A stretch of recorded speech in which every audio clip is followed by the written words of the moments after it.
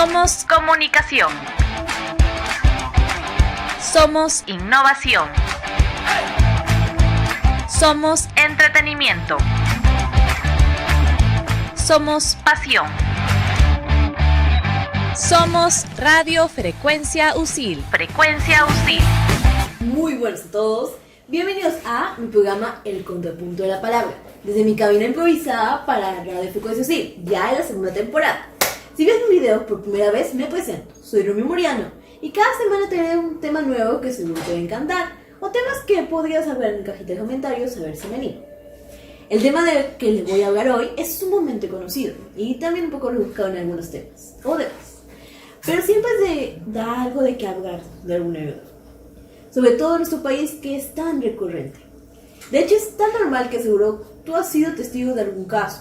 ¿De qué se preguntarán?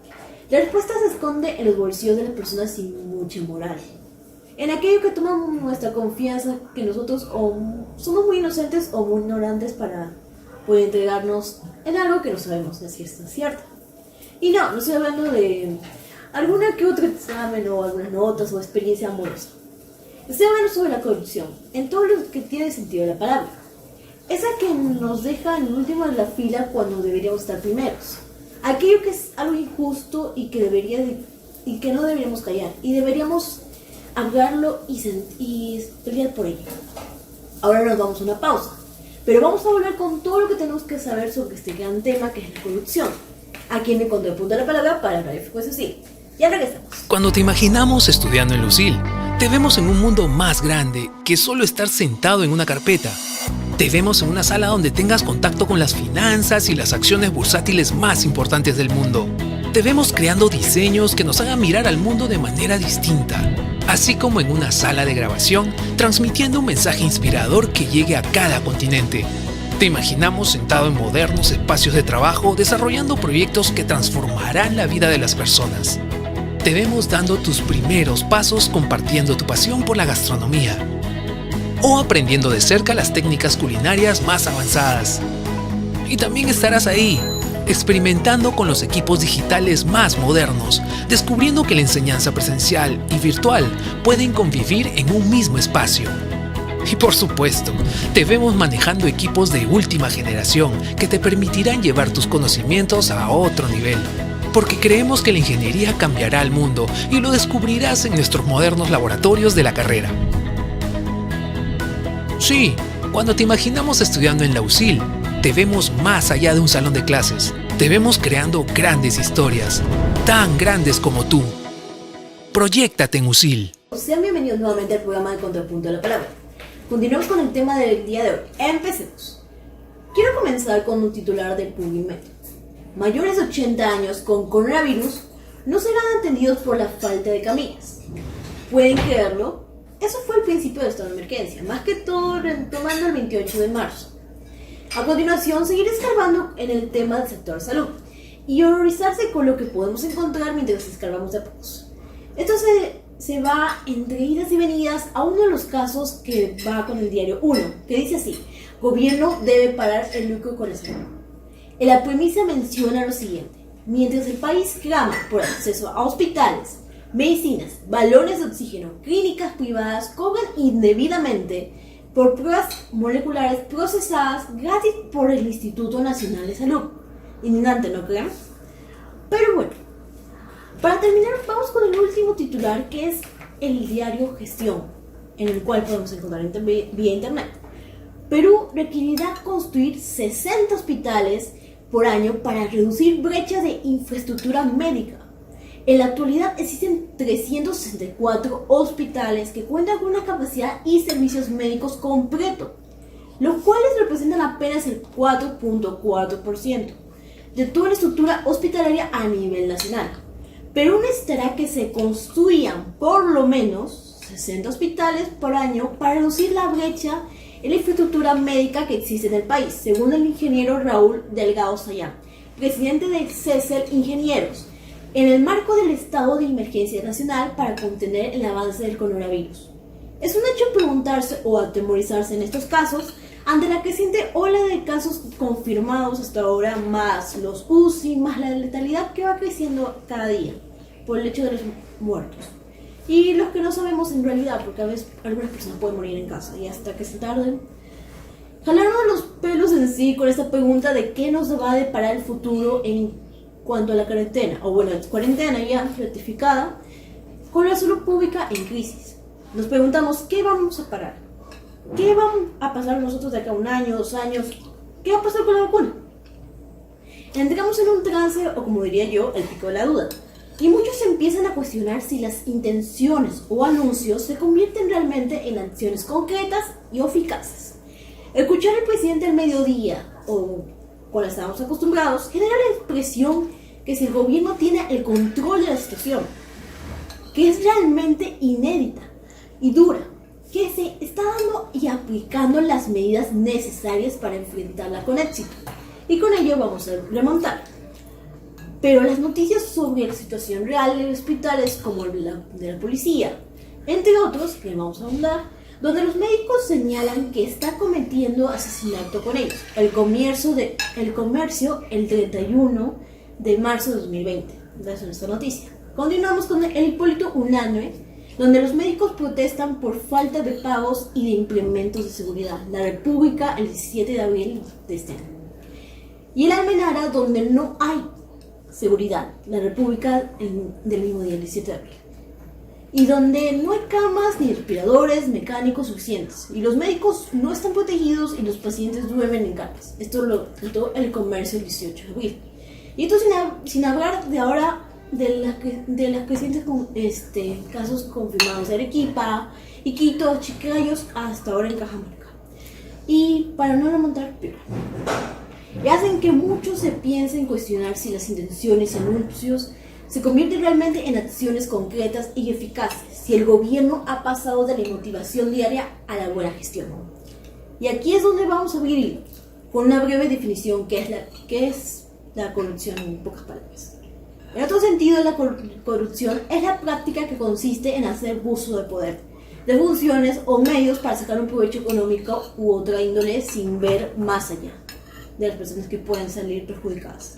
En este caso hablaremos de lo que es la corrupción política. Se refiere a los actos delictivos cometidos por funcionarios públicos u otras personas de altos rangos que abusan de su poder e influencias al realizar un mal uso intencional de recursos financieros humanos a lo que tienen acceso. Y para no irnos tanto con la teoría y para no aburrirlos tanto, vamos a hacerlo más o menos con unos ejemplos que tengo aquí.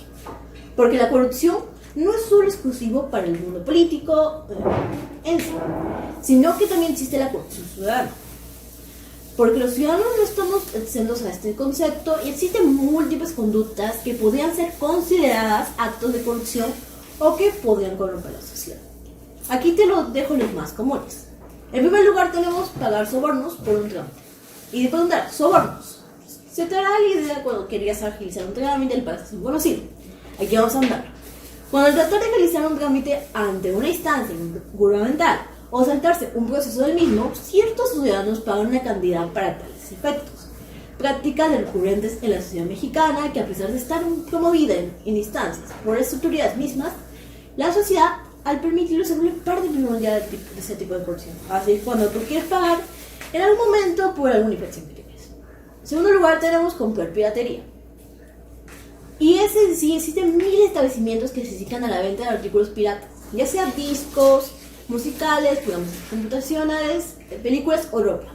Al adquirir este tipo de mercancía estamos dañando la propiedad intelectual y miles de empleos directos que dependen de este tipo de industria.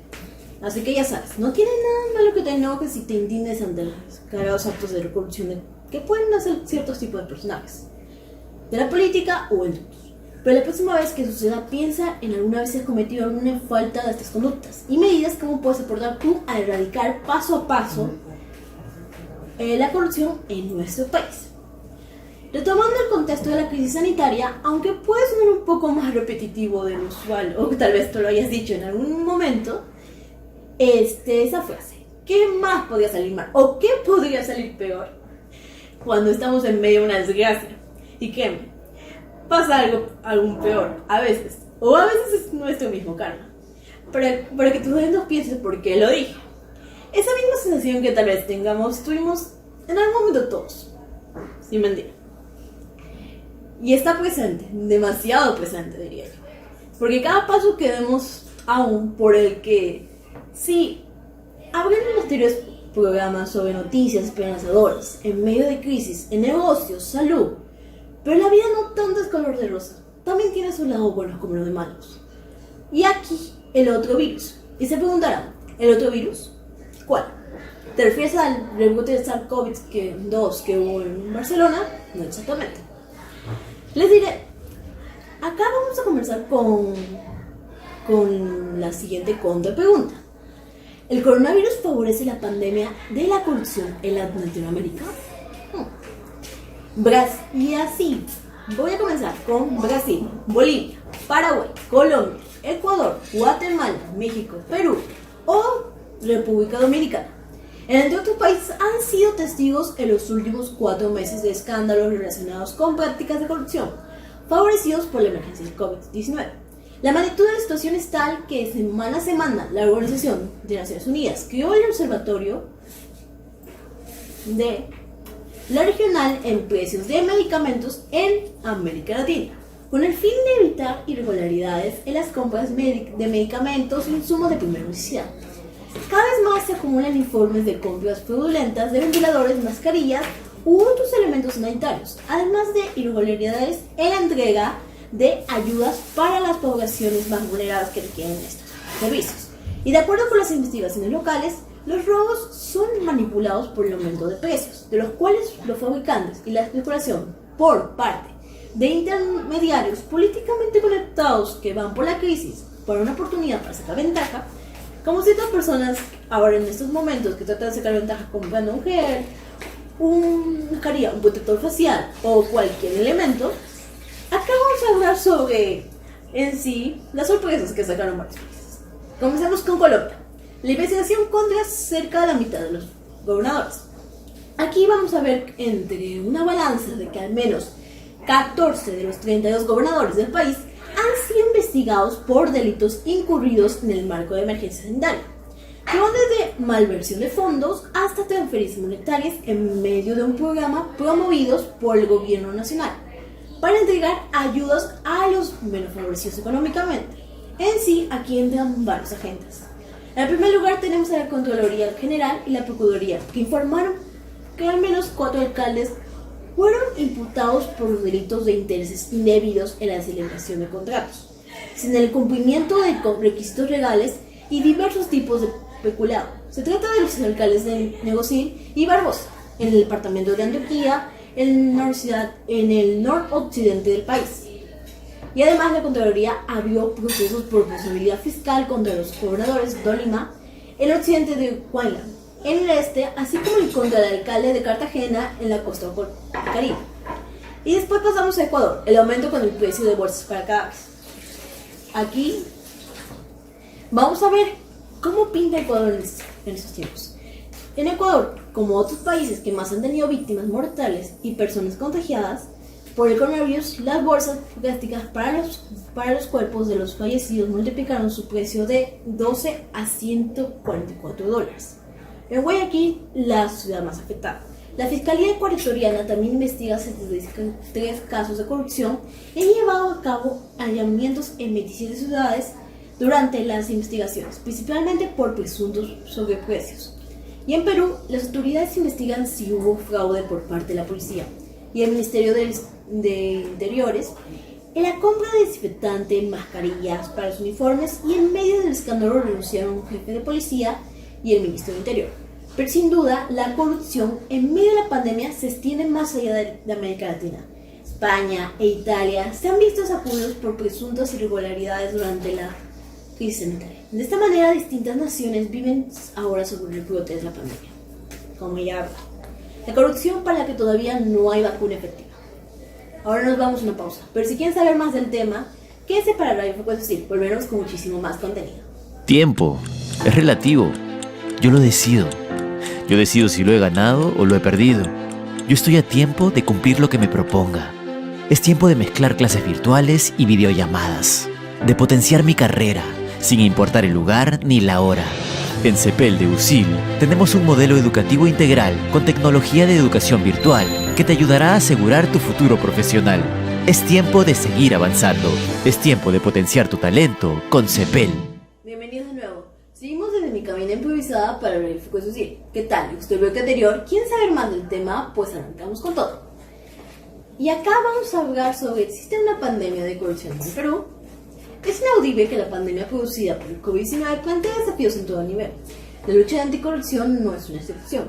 La escasez y la alta demanda de servicios de salud durante la emergencia conlleva la priorización de la rapidez por sobre la transferencia, lo cual podría dar lugar a la corrupción por compras públicas, controles internos, donación de alimentos, respuestas humanitarias, entre otras. De este modo, durante la pandemia causada por la llamada gripe porcina, como ya hemos hablado, la H1N1, en 2009 los laboratorios estuvieron en el ojo de la tormenta. El gigante farmacéutico Pfizer fue acusado de fraude por vender vacunas con un sobreprecio del 1.300% al programa de Medicare para la población más vulnerable en Estados Unidos. Y volviendo al caso peruano, ahora sí actualmente, en 2018 el Estado peruano perdió más de, escúchenlo bien, 215 millones de soles solamente en casos de corrupción en el Seguro Integral de Salud, según un informe de la Procuraduría Pública especializada en delitos de corrupción. Y actualmente la Contraloría General de la República indicó que 166 casos de corrupción en el estado de emergencia por el coronavirus. Y la existencia de los egoístas racionales que persiguen intereses particulares por sobre la distribución equitativa de recursos no necesariamente es mayor durante estos tiempos, pero sí es más perjudicial. La necesidad de medidas eficaces ante la emergencia se contrapone a mecanismos existentes de control y rendición de cuentas. Sin embargo, concebir la corrupción como una enfermedad, o como el expresidente del Banco Mundial, James D. Welfare, dijo célebremente en 1995, el cáncer de la corrupción resulta problemático. Bajo estas circunstancias, la respuesta total debe seguir una lógica firme pero realista. La lucha contra la corrupción sigue siendo una prioridad, pero la rapidez y la urgencia de las decisiones a tomar supone que se actúe de una forma más pragmática, sin perder de vista mecanismos de rendición de cuentas e integridad. Y se preguntaron, podemos preguntar, ¿cómo funciona el cerebro en sí? Si vamos con los términos de cerebro corrupto y por qué la corrupción está implicada en la esencia humana. Durante la mayor parte de la historia de nuestra especie ha existido la corrupción como una norma social. Se han hecho diversos experimentos para mostrar cuándo las personas están mejor predispuestas a actuar con un beneficio del bien común. Un experimento muy conocido es el que ya se conoce como el juego de los bienes públicos. ¿Cómo funciona? Digamos que ponemos una mesa a 10 personas. Un grupo recibe 100 pesos, lo equivalente a 100 pesos en soles. Cada uno, y pueden decidir cuánto quieren poner secretamente en un pozo común, que será duplicado por la persona que es el administrador. La corrupción no es exclusivamente de la especie humana, también es evidente en algunos otros niveles. Y volviendo a lo que fue el proyecto, cuando vieron al final cuántas personas ponían, se dieron cuenta de que varias personas se duplicaban el mundo a acabar. Y ahí fue donde sacaron más que otras conclusiones. En realidad, el resultado es la actitud de egoístas de pocos que contagia originalmente que puedan cooperar. Que en sí no bastaría con hacer buenas acciones, sino que había algo más detrás. La corrupción no es exclusiva de la especie humana, también se ha evidenciado en conductas corruptas en chimpancés, abejas, entre hormigas. Entre los seres humanos tampoco es exclusiva. Del poder político y no es los progresientes, sino también de la sociedad que a su medida los ejerce de una forma muy natural. Si bien el ser corrupto es una decisión individual, en realidad no se trata solo de una conducta singular desviada. El entorno y el contexto de la sociedad influyen en la corrupción individual. Todos los países tienen corrupción y seres humanos corruptos. La diferencia en parte radica en cuánto estamos por tolerar esto en esta sociedad. El informe Mente, Sociedad y Conducta, elaborado por el Banco Mundial, menciona que en países donde la corrupción es una norma aceptada y no hay castigo ni sanción social para esta, y no es que el cerebro de esas personas sea diferente, sino que el contexto de lo que es todas estas circunstancias arriba descritas, pero no son inevitables. Ni los seres humanos somos lo que podemos fallar.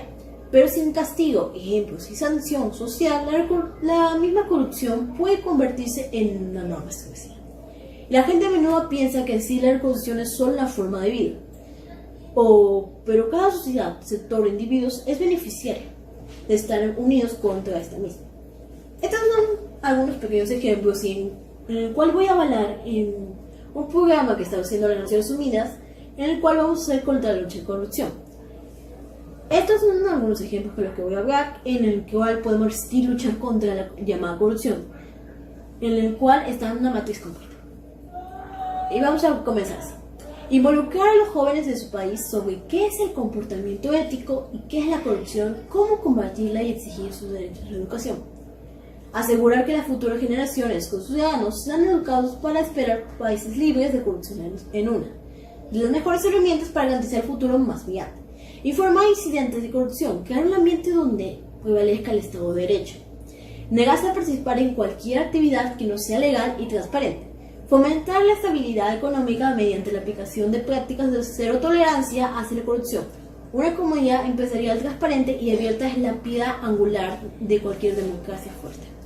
Y con estas últimas palabras, o reflexión, mezcla. Nos encontramos en el próximo programa de Contrapunto de la Palabra, aquí en Radio Frecuencia UCIL. Cuídense muchísimo y siempre sean felices. Chao, chao.